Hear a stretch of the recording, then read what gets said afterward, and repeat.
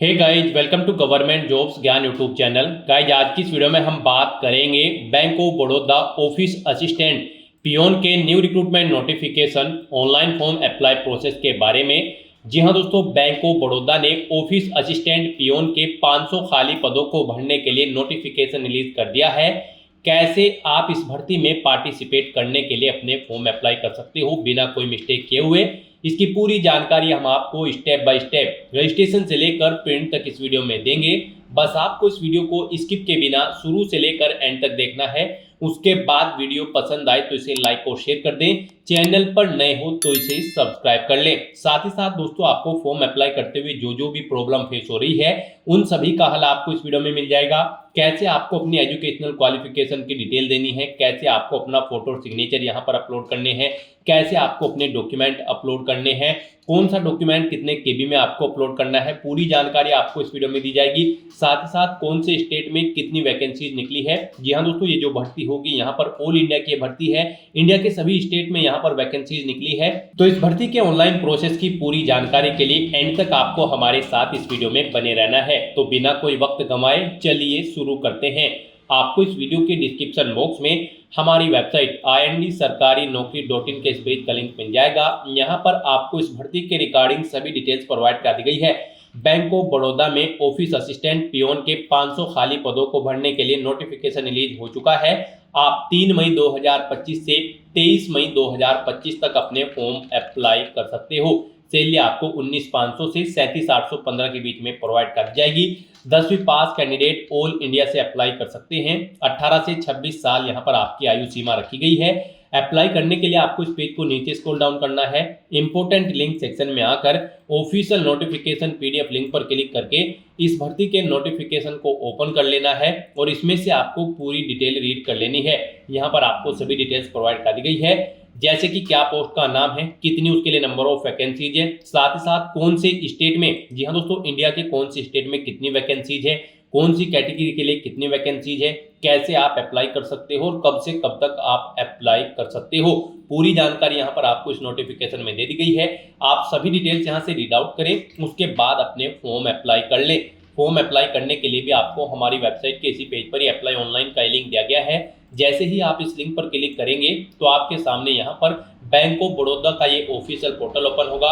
Guys, यहाँ पर अगर आपने पहले से अपना रजिस्ट्रेशन कर रखा है तो आपको अपना रजिस्ट्रेशन नंबर एंटर करना है, अपना पासवर्ड आपको एंटर करना है, ये सिक्योरिटी कोड आपको यहाँ पर एंटर करना है और उसके बाद आपको सबमिट के ऑप्शन पर क्लिक करके अपने डैशबोर्ड में लॉगिन कर लेना है और फिर वहां से आपको अपना फॉर्म अप्लाई करना है। और अगर आप इस भर्ती के लिए फर्स्ट टाइम अप्लाई करने जा रहे हो तो सबसे पहले यहाँ पर आपको अपना रजिस्ट्रेशन करना होगा। उसके लिए आपको click here for new registration की टैब दी गई है, आप इस टैब पर क्लिक करें, आपके सामने रजिस्ट्रेशन का फॉर्म ओपन हो जाएगा। यहाँ पर आपको अपनी बेसिक डिटेल्स प्रोवाइड कराते हुए अपना रजिस्ट्रेशन कर लेना है। सबसे पहले यहाँ पर आपको अपना फर्स्ट नेम देना है, उसके बाद आपको अपना फर्स्ट नेम एक बार फिर से एंटर करके उसे कंफर्म कर लेना है। उसके बाद आप अपना मिडिल नेम दे, लास्ट नेम यहाँ पर एंटर करें और इन्हें भी 2 बार एंटर करके आप कंफर्म कर ले। नहीं है आपका मिडिल नेम लास्ट नेम तो आप इन कॉलम्स को खाली छोड़ दें।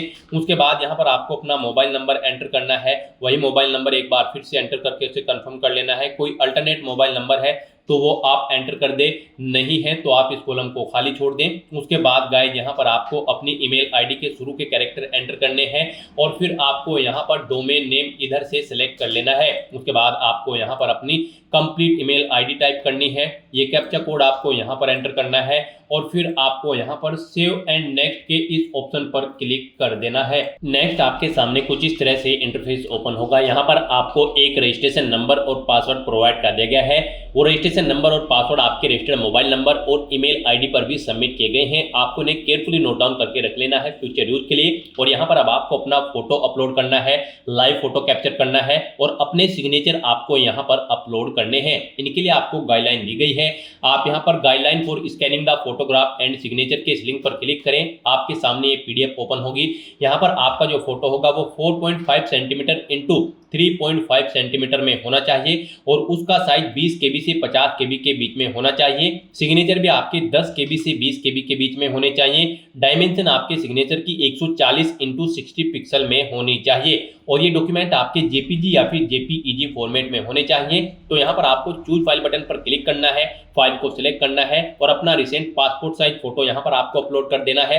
फिर आपको अपना फोटो कैप्चर करना है। यहाँ पर आप कैप्चर फोटो के ऑप्शन पर क्लिक करें और अपने वेब कैमरा या फिर मोबाइल फोन से अपना लाइव फोटो कैप्चर करके उसे यहाँ पर आप सेव कर दें। और गाइस यहाँ पर आप अपना फोटो स्कैन करके भी यहाँ पर कैप्चर कर सकते हो। आपको यहाँ पर क्लिक हियर टू स्कैन के ऑप्शन पर क्लिक करना है। ये बार कोड आपको शो होगा, आप इसे अपने मोबाइल से या फिर किसी और अन्य ऐप से स्कैन करें और अपना फोटो यहाँ पर लाइव कैप्चर कर दें। उसके बाद यहाँ पर आपको अपने सिग्नेचर अपलोड करने हैं।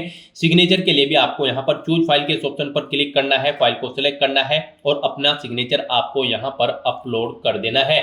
और उसके बाद आपको गाइस यहाँ पर इन चेकबॉक्सेस को ओके करना है और फिर आपको यहाँ पर नेक्स्ट के इस ऑप्शन पर क्लिक कर देना है। नेक्स्ट आपके सामने कुछ इस तरह से इंटरफेस ओपन होगा। अब यहाँ पर आपको अपनी बेसिक डिटेल प्रोवाइड करनी है। सबसे पहले यहाँ पर आपको स्टेट सिलेक्ट करना है, जिस स्टेट के लिए आप अप्लाई करना चाहते हैं। यहाँ पर आप जिस भी स्टेट के लिए अप्लाई करना चाहते हैं चेकआउट कर सकते हो, कौन से स्टेट में कितनी नंबर ऑफ वैकेंसीज निकली है। इंडिया के सभी स्टेट में ये भर्ती है। तो यहाँ पर स्टेट सेलेक्ट करने के बाद फिर आपसे पूछा गया है आपने जो ये स्टेट सेलेक्ट किया है क्या आप उसकी ऑफिशियल लैंग्वेज जानते हैं, जो भी उस स्टेट की ऑफिशियल लैंग्वेज है।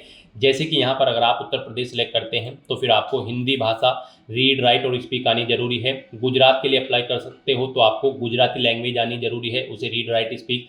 तमिलनाडु के लिए अप्लाई करते हो तो आपको तमिल लैंग्वेज आनी जरूरी है। तो यहाँ पर आपको स्टेट के अकॉर्डिंग उसकी ऑफिशियल लैंग्वेज सेलेक्ट कर लेनी है। फिर आपको अपनी कैटेगरी यहाँ पर सेलेक्ट करनी है।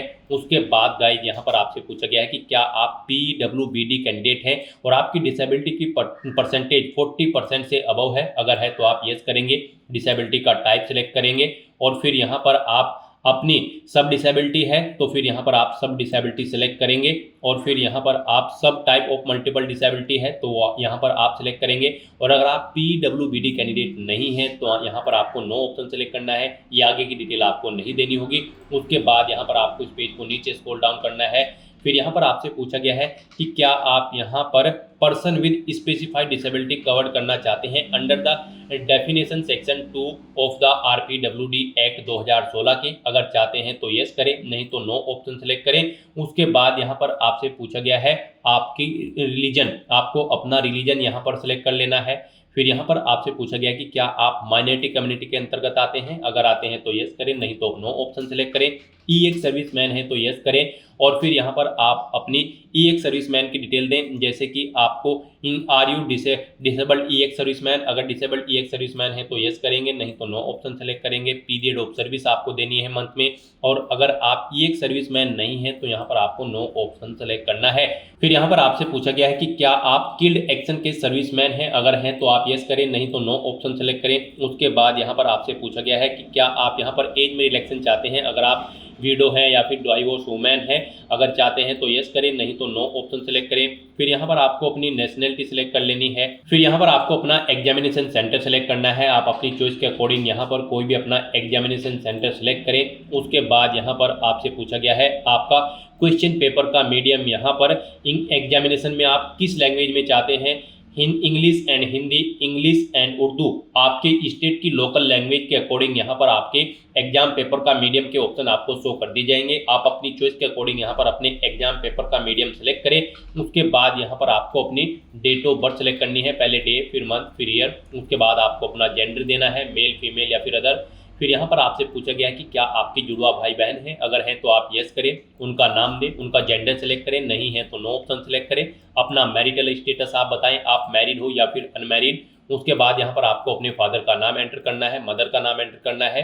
अपना कोरोस्पोंडेंस एड्रेस यहाँ पर आपको देना है। फिर आपको यहाँ पर अपना परमानेंट एड्रेस एंटर करना है और अगर आपका परमानेंट एड्रेस आपके कोरोस्पोंडेंस एड्रेस के अकॉर्डिंग सेम है तो यहाँ पर आप same as address for correspondence आप इस चेकबॉक्स को ओके कर दें। ऑटोमेटिकली आपका परमानेंट एड्रेस यहाँ पर आपके कोरोस्पोंडेंस एड्रेस के अकॉर्डिंग सेम फिल हो जाएगा। और अगर आप मैरिड हो तो यहाँ पर आपको सपोज नेम में अपने फादर या वाइफ का नाम एंटर कर देना होगा।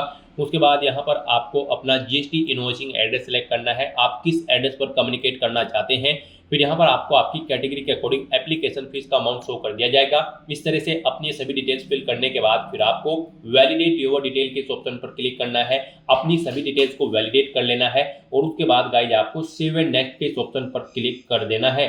नेक्स्ट यहाँ पर आपको अपनी क्वालिफिकेशन, एक्सपीरियंस और लैंग्वेज की डिटेल प्रोवाइड करनी है गाइज यहाँ पर इस भर्ती में पार्टिसिपेट करने के लिए। जी हाँ दोस्तों, ऑफिस असिस्टेंट पियोन की इस पोस्ट पर अप्लाई करने के लिए आपका 10वीं क्लास पास आउट होना जरूरी है किसी वेल रिकॉग्नाइज बोर्ड या फिर स्कूल से, प्लस आप जिस स्टेट के लिए अप्लाई कर रहे हैं उसकी लोकल लैंग्वेज यहाँ पर आपको रीड, राइट और स्पीक करनी जरूरी है, आनी जरूरी है। तो यहाँ पर आपका 10वीं क्लास केवल पास आउट होना जरूरी है या उससे ऊपर आपकी क्वालिफिकेशन है, तब भी आप अप्लाई कर सकते हो। तो सबसे पहले यहाँ पर आपको अपनी 10वीं क्लास की डिटेल प्रोवाइड करनी है। यहाँ पर आपको अपनी पासिंग डेट देनी है, कब आपने अपनी 10वीं क्लास पास आउट की है। पहले डे सेलेक्ट करें, फिर मंथ, फिर ईयर, फिर कितने परसेंट मार्क्स आपने ऑब्टेन किए हैं वो यहाँ पर आप एंटर करें। कौन सी क्लास है, फर्स्ट, सेकंड या फिर पास आउट है, आप अपने अकॉर्डिंग ऑप्शन सेलेक्ट करें। फिर अगर आपने 12वीं क्लास पास आउट कर रखी है तो उसकी डिटेल भी आप सेम ऐसे ही प्रोवाइड करा सकते हैं। आपने ग्रेजुएशन या फिर कोई अन्य क्वालिफिकेशन कर रखी है तो उसकी डिटेल भी आप सेम ऐसे ही प्रोवाइड करा सकते हैं। फिर यहाँ पर आपसे पूछा गया है आप जिस भी स्टेट के लिए अप्लाई करने जा रहे हैं क्या उसकी लोकल लैंग्वेज आप रीड, राइट और स्पीक करना जानते हैं। तो यहाँ पर आपको येस ऑप्शन सेलेक्ट करना है, अदरवाइज आप एलिजिबल नहीं होंगे इस भर्ती में पार्टिसिपेट करने के लिए। उसके बाद यहाँ पर आपको अपने एक्सपीरियंस की डिटेल प्रोवाइड करनी है। अगर आपको एक्सपीरियंस है, नहीं है तो आप इस सेक्शन को खाली छोड़ सकते हैं। अगर आपको एक्सपीरियंस है तो यहाँ पर आपको सबसे पहले अपना नाम देना है, डेजिग्नेशन यानी कि पोस्ट देनी है, जिस पोस्ट पर आप कार्यरत थे, कब से कब तक आप कार्यरत थे, वो डेट, मंथ और ईयर आप यहाँ पर सिलेक्ट करें। इनके अकॉर्डिंग फिर यहाँ पर आपकी ईयर ऑफ एक्सपीरियंस कैलकुलेट करके शो कर दी जाएंगे। नेचर ऑफ ड्यूटी यहाँ पर आप दे, जॉब छोड़ चुके हैं तो उसे छोड़ने का कारण यहाँ पर दे। और अगर आपको एक से ज़्यादा जगह वर्किंग एक्सपीरियंस है तो यहाँ पर आप ऐड मोर के ऑप्शन पर क्लिक करें। सेम ऐसी ही एक और रो यहाँ पर ऐड हो जाएगी और उसमें भी आप अपने एक्सपीरियंस की डिटेल प्रोवाइड करा सकते हैं। उसके बाद यहाँ पर आपसे पूछा गया है कि क्या आप प्री एग्जाम ट्रेनिंग लेने के इच्छुक हैं, अगर हैं तो यस करें, नहीं तो नो ऑप्शन सेलेक्ट करें। उसके बाद यहाँ पर आपको अपनी लैंग्वेजेस की डिटेल देनी है। यहाँ पर आपको हिंदी लैंग्वेज आनी मस्ट है, तो यहाँ पर कम से कम हिंदी लैंग्वेज तो आपको सभी स्टेट के लिए आनी मस्ट है। हिंदी यहाँ पर आपको रीड, राइट और स्पीक आनी जरूरी है। फिर उसके बाद आप जिस भी स्टेट के लिए अप्लाई करने जा रहे हैं उसकी लोकल लैंग्वेज की डिटेल यहाँ पर आपको देनी है, या फिर उसके अलावा आप जो भी लैंग्वेज जानते हैं उसकी डिटेल यहाँ पर आपको प्रोवाइड कर देनी है। आप उसे रीड, राइट, स्पीक करना जानते हैं या फिर नहीं। इस तरह से अपनी ये डिटेल प्रोवाइड कराने के बाद फिर आपको वैलिडेट योर डिटेल के ऑप्शन पर क्लिक करके अपनी डिटेल वैलिडेट कर लेनी है और उसके बाद आपको यहाँ पर सेव एंड नेक्स्ट के ऑप्शन पर क्लिक कर देना है। नेक्स्ट आपके सामने कुछ इस तरह से इंटरफेस ओपन होगा। आपने पीछे जो डिटेल्स प्रोवाइड कराई है उनका पूरा प्रीव्यू यहाँ पर आपको शो कर दिया गया है। आपको इस पेज को नीचे स्क्रॉल डाउन करना है, इस चेकबॉक्स को ओके करना है और उसके बाद गाइस यहाँ पर आपको कंप्लीट रजिस्ट्रेशन के ऑप्शन पर क्लिक कर देना है। नेक्स्ट आपके सामने कुछ इस तरह से इंटरफेस ओपन होगा। अब यहाँ पर आपको आपकी कैटेगरी के अकॉर्डिंग आपका फीस का अमाउंट शो कर दिया गया है। यहाँ पर अब आपको अपना फीस पेमेंट करना है। गाइस यहाँ पर जनरल, ओबीसी, ईडब्ल्यूएस के लिए 600 रुपये फीस है। एससी, एसटी, पीएच, दिव्यांग और फीमेल कैंडिडेट के लिए मात्र 100 रुपये फीस है जो आपको यहाँ पर जमा करानी होगी, प्लस जीएसटी चार्जेस भी हैं। तो यहाँ पर आने के बाद आप अगर चाहते हैं अपने एप्लीकेशन फॉर्म का प्रिंट आउट लेना तो उसके लिए आप एप्लीकेशन प्रिंट के ऑप्शन पर क्लिक करके अपने एप्लीकेशन फॉर्म का एक प्रिंट आउट भी ले सकते हैं। और यहाँ पर बस अब आपको ये कैप्चा कोड इस बॉक्स में एंटर करना है और फिर आपको सबमिट के ऑप्शन पर क्लिक कर देना है। उसके बाद यहाँ पर आपको फीस पेमेंट के इस इंटरफेस पर रिडायरेक्ट कर दिया जाएगा। यहाँ पर आप debit card, credit card, net banking, wallet, cash card, QR या फिर यूपीआई के माध्यम से अपना फीस पेमेंट कर सकते हो। यूपीआई आपके लिए बेस्ट ऑप्शन रहेगा। आप यूपीआई के ऑप्शन पर क्लिक करें, मेक पेमेंट के ऑप्शन पर क्लिक करें। उसके बाद आप प्रोसीड विद पेमेंट के ऑप्शन पर क्लिक करें। फिर आपके सामने कुछ इस तरह से इंटरफेस ओपन होगा। यहाँ पर अगर आप अपनी यूपीआई आईडी जानते हैं तो उसे यहाँ पर आप एंटर करें और फिर आप मेक पेमेंट के ऑप्शन पर क्लिक करके अपना फीस पेमेंट कर दें। और गाइस अगर आप यहाँ पर क्यूआर कोड के थ्रू फीस पेमेंट करना चाहते हैं तो फिर आप यहाँ पर क्लिक हियर टू स्कैन के ऑप्शन पर क्लिक करें। ये क्यूआर कोड अपने यूपीआई से स्कैन करें और अपना फीस पेमेंट कर दें। सक्सेसफुली फीस पेमेंट करने के बाद आपका एप्लीकेशन फॉर्म सबमिट हो जाएगा। उसके बाद आप अपने एप्लीकेशन फॉर्म का एक हार्ड कॉपी प्रिंट आउट ले लें फ्यूचर यूज के लिए, फ्यूचर रेफरेंस के लिए। तो दोस्तों ऐसे आप bank of Baroda office assistant peon के 500 खाली पदों को भरने के लिए अपना फॉर्म अप्लाई कर सकते हो बिना कोई मिस्टेक किए हुए। आज की इस वीडियो में बस इतना ही। आई होप ये वीडियो आपको पसंद आई होगी। अगर पसंद आई हो तो इसे लाइक और शेयर करें। चैनल पर नए हो तो इसे सब्सक्राइब कर लें। Thanks for watching.